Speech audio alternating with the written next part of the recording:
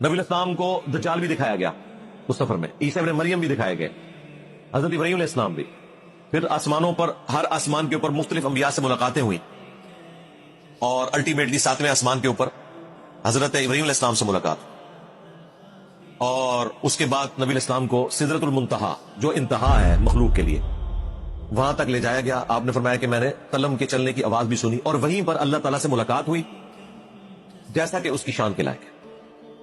دیدار والا معاملہ اس میں نہیں تھا، وہ انشاءاللہ الٹیمیٹلی ہوگا، کیونکہ اگر نبی الاسلام کو دیدار معراج میں ہو جاتا، یہ ایک واحد غیبی چیز تھی جو باقی تھی وہ بھی نبی الاسلام سے اٹھ جاتی، وہ اللہ تعالیٰ نے انعام آخرت میں رکھا. البتہ خواب میں نبی الاسلام کو دیدار ہوا، جامع ترمذی میں حدیث موجود ہے، مسند احمد میں.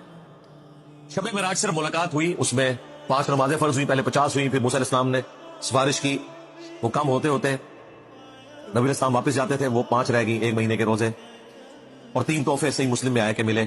نمبر 1 5 نمازوں کا تحفہ، نمبر 2 سورۃ البقرہ کی آخری 2 آیات، اور نمبر 3 آپ کا جو بھی امتی شرک نہیں کرے گا اسے at the end of the day معاف کر دیا جائے گا اپنے گناہوں کا عذاب بھگتنے کے بعد.